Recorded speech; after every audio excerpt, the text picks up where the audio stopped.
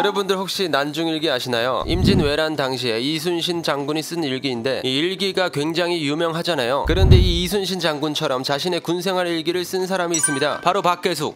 박계숙이 누군데? 라고 생각을 하실 분도 있습니다. 뭐 어디 큰 전쟁에 나가서 큰 공을 세운 사람은 아닌데, 아니 그런 사람도 아니면서 갑자기 왜? 이분 역시 이순신 장군처럼 자신의 군생활을 일기로 적어 유명해졌죠. 그런데 화제가 된 이유는 바로 일기에 적혀있는 내용이었는데요. 그게 뭐 당시 군생활에 대해 적혀있기도 했지만 진짜 개인적인 것들이 많이 적혀있던 겁니다. 바로 성생활에 관련된 내용이었죠. 그것도 자신이 어떤 성생활을 했는지 아주 상세하게 적혀있던 겁니다. 그러니까 몇 월 며칠에는 누구랑 했고 또 몇 월 며칠에는 누구랑 했다, 뭐 이런 게 적혀있던 거지. 그리고 이게 자신이 누구랑 했는지도 적혀있지만 주변 동료들이 누구랑 했는지도 적혀있는데 그런 게 자신의 일기에 빼곡히 적혀있던 거야. 자, 오늘의 1급 비밀, 조선시대 군인들의 성생활, 박계숙 박치문의 부북일기 편 지금 시작합니다. 부북일기 앞에서 얘기 드렸듯이 박계숙과 박치문 이 두 사람이 같이 쓴 일기인데요. 아니 일기를 두 명이 썼어? 라는 생각이 드실 텐데 성에서도 알 수 있듯이 이 두 사람은 부자 관계입니다. 그러니까 아버지가 일기를 쓰고 그 뒤에 아들이 이어서 일기를 쓴 거지. 아니 근데 일기면 되게 개인적인 게 많이 담겨있을 텐데 이걸 아들한테 보여주고 이어서 쓰게 했다고? 뭐 아무튼 이렇게 아버지 박계숙이 24장, 아들 박치문이 55장 이렇게 해서 한 권의 일기로 남아있죠. 이 일기를 처음 쓴 사람은 당연히 아버지 박계숙인데 박계숙이 부방을 위해 집을 떠나면서부터 이 일기가 시작합니다. 부방? 부방이 뭔데? 부방이 뭐냐면 변방에서 군 복무를 한다는 것인데 쉽게 말해서 요즘 전방으로 군 복무를 하러 가는 뭐 그런 거였죠. 이게 당시 조선시대에는 무과에 급제하면 의무로 꼭 1년씩 부방의 의무를 했어야 했는데요. 때는 16세기, 당시에 이 무관들이 전방 같은 데서 근무를 안 하려고 했던 거야.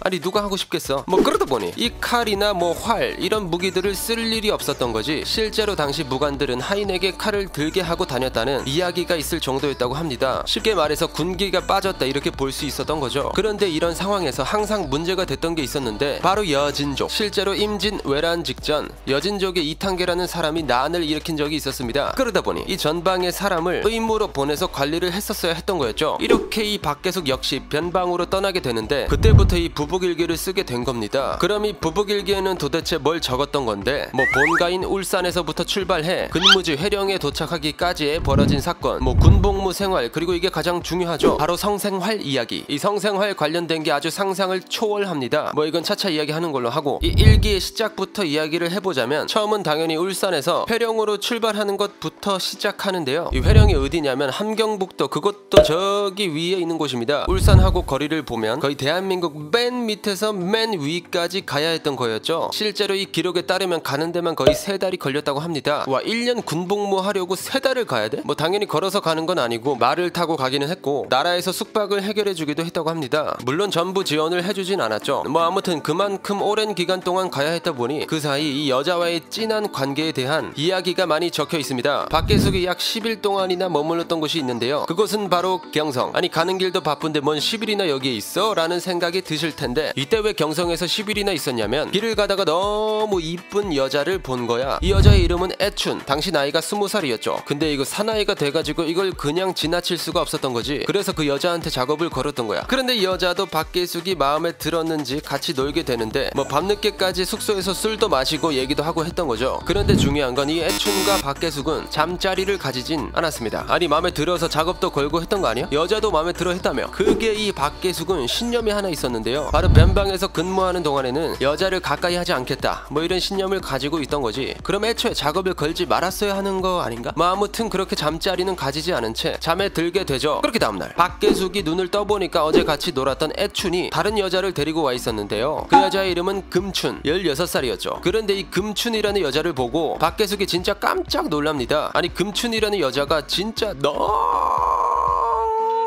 이쁘던 거야. 예뻐서 작업건 애춘이보다 훨씬 예뻤던 거지. 실제로 금춘을 본 박계숙이 무슨 말을 했냐면 왕소군과 서시에 뺨을 치는 외모다. 나삼을 반만 여민 자태는 가을 구름 뒤에 숨은 달 같았고 비치색 소매에 웃는 모습은 봄 연못에 비친 연꽃 같았다. 이렇게 얘기를 했던 거지. 이 왕소군과 서시는 누구냐면 양귀비 초선과 함께 중국 4대 미녀라고 불리는 사람들입니다. 그만큼 외모가 엄청났다 뭐 이런 거야. 그러다 보니 이 박계숙과 그의 일행은 이 두 여자랑 함께 놀기 시작하는데, 그런데 이 금춘이가 외모만 엄청났던 게 아니었습니다. 뭐 가야금도 잘 치고 기예도 능하고 등등 아주 그냥 못하는 게 없었던 거죠. 그런데 아무리 얼굴이 이쁘고 다 마음에 들어도 이 박계숙은 신념을 포기할 수 없었습니다. 결국 이날 밤 역시 금춘과 잠자리를 가지진 않았죠. 대신 동료들과 술을 진탕 마시는데 다음날 눈을 떠보니 얘네가 또 온 거야. 결국 그날 밤 박계숙은 애춘과 금춘이랑 저녁 늦게까지 술도 마시고 얘기도 하게 되죠. 그런데 박계숙의 신념은 이날 무너지게 되는데, 내가 미인을 경계할 것을 철칙으로 삼았는데 너는 못 참겠다. 그렇게 자신의 신념을 깨고 금춘과 잠자리를 가지고 말죠. 그럼 이때 애춘이는 어떻게 돼서 박계숙의 일행과 함께 잠자리를 가졌는데, 이 동료 역시 박계숙처럼 미인을 멀리하겠다는 다짐을 가지고 있었다고 합니다. 그렇게 경성에서 10일간의 기억을 일기에 남긴 채 다시 회령으로 떠난 박계숙. 그리고 회령에 도착한 이후부터 본격적인 군생활을 시작했죠. 군생활 동안에는 뭐 성생활 관련된 기록은 없어? 당연히 일기에 적혀 있었습니다. 뭐 기생이랑 술 마시고 잠자리 가졌다는 내용은 거의 빠지지 않고 계속 등장했다고 하죠. 아니 근데 가는 길에 만난 여자랑도 하고 기생들하고도 막 하는 거면 조선시대가 굉장히 개방적인데? 뭐 그렇다고도 볼 수 있지만, 이 박계숙의 일기는 아들 박치문의 일기에 비하면 세 발의 피입니다. 더욱 성적으로 개방된 모습을 보여주었죠. 아들 박치문은 1644년 12월 10일 군생활을 위해 울산을 떠나는데요. 아버지와 마찬가지로 박치문 역시 함경북도 회령으로 떠납니다. 그런데 얘는 신념이고 뭐고 존재하지 않았는데, 출발 다음 날인 11일부터 바로 숙소에 연호비와 잠자리를 가졌습니다. 그리고는 뭐 안 봐도 뻔하죠. 하루가 멀다 하고 여자와 잠자리를 가졌죠. 뭐 연호부는 기본이고 주탕, 기생 등등 아주 다양한 여자들과 함께 했습니다. 주탕이란 관청 소속 여자종인데 종이던 기생이던 가리지 않았던 거지. 그러던 1월 2일 박치문의 귀에 한 가지 소문이 들어가는데요. 건리계라는 기생이 스킬이 진짜 엄청나다는 거야. 이 소문을 들은 박치문이 눈이 내리는데도 불구하고 끝끝내 찾아가 잠자리를 가졌습니다. 그런데 이 일기에 이상한 점이 하나 있었는데, 이 건리계와의 잠자리 이후에 약 한 달 동안이나 잠자리를 가졌다는 내용이 없었던 거죠. 아니 이 머릿속에 잠자리 말고는 없는 애가 잠자리를 안 가졌다니까 이상할 만 했던 거지. 이 이유를 건리계와 잠자리를 가진 날 둘의 대화에서 알 수 있었는데요. 아니 오빠가 그렇게 여자들을 찾아다닌다며? 그럼 혹시 연향이라는 애랑도 했어? 당연하지, 뭘 그런 당연한 걸 물어. 이 대답을 들은 건리계는 갑자기 대성통곡을 하기 시작했는데, 알고 봤더니 이 연향이라는 애가 매독에 걸린 여자였던 겁니다. 그러니까 이 박치문도 한 달 동안 잠자리를 못 가졌던 거야. 그리고 기다림 끝에 자신의 몸에 이상이 없는 걸 확인하자마자 숙소의 연호비와 잠자리를 가졌죠. 그런데 이 숙소 연호비가 엄청 잘해서 좋았다고 합니다. 그 뒤로는 여러분들도 다 예상하셨듯이 잠자리를 빼놓지 않고 즐겼는데, 이 중에서도 박치문이 만났던 여자 중에 특이한 만남이 있었습니다. 그 여자의 이름은 월매 기생이었죠. 그런데 이 여자가 누구냐면 아버지 박계숙이 군 복무 중에 사랑을 나눴던 기생 배종의 딸이었던 겁니다. 그러니까 아버지랑 사랑을 나눴던 기생의 딸을 내가 만난 거지. 그런데 이 배종이라는 기생이 박계숙을 상당히 각별하게 생각하고 있었는데, 그러다 보니 자신의 딸 월매한테도 박계숙에 대한 이야기도 많이 해줬던 거죠. 귀에 딱지가 않게 들으니까 아주 진절머리가 난 건지 월매는 박치문에 대한 이야기를 듣고 그를 만나러 갑니다. 그렇게 월매가 박치문을 찾아간 그날 그 둘은 바로 잠자리를 가졌죠. 그리고 한 6개월 정도를 지속적으로 만남을 가졌다고 합니다. 이렇게 박치문은 군생활을 하고 있을 때도 여성과의 잠자리를 빼먹지 않았는데요. 당시 군관들에게 방직기라는 여성이 배치되었습니다. 뭐 옷도 빨아주고 밥도 해주고 하는 사람이 필요했던 거죠. 그런 여성을 배치해서 군관들의 가사를 해결해 주었는데, 아니 여자랑 남자랑 한 방에 있는데 눈이 안 맞을 수가 없잖아요. 그러다 보니 이 방직기랑 군관이랑 잠자리를 갖는 경우가 많았다고 합니다. 그리고 이 방직기라는 여성은 한 명의 군관을 1대1 마크하듯이 한 명이 계속하는 게 아니었는데 중간중간 군관이 원해서 혹은 일정 기간이 지나면 바뀌었죠. 그러다 보니 이 박치문 역시 많은 방직기를 바꿔서 잠자리를 가졌는데, 이 박치문의 방직기만 무려 20명이었다고 합니다. 그것도 1년 동안 말이죠. 그런데 이 부북 일기에는 자신들의 이야기 말고 동료 군관들의 성생활에 대한 이야기도 등장하는데요. 박치문의 일기에 당시 군관들의 변태적인 성행위에 대한 이야기가 담겨있죠. 뭐 기생 2명과 동시에 잠자리를 가진 군관도 있고, 자신이 오늘 잠자리를 가진 상대가 내일 다른 사람과 잠자리를 가진 내용, 자신과 잠자리를 한 기생을 자신의 상급자와 공유한 내용 등 어마어마한 것들이 많이 있습니다. 이런 이야기들이 담겨져 있다 보니 현재는 이 일기가 중요한 자료로 인정받았는데요. 지금은 울산광역시 유형문화재 제14호로 지정되어 있기도 하죠. 하긴 그때 당시 이런 내용을 일기로 적어서 보관해온 사람이 얼마나 있겠어요. 자, 그럼 내가 만약 이런 일기를 썼다면 내 아들은 잃지 않기를 바라며 오늘의 1급 비밀 마치도록 하겠습니다. 다음에 또 다른 진실만을 담은 서류 1급 비밀 파일 들고 찾아오도록 하겠습니다. 감사합니다.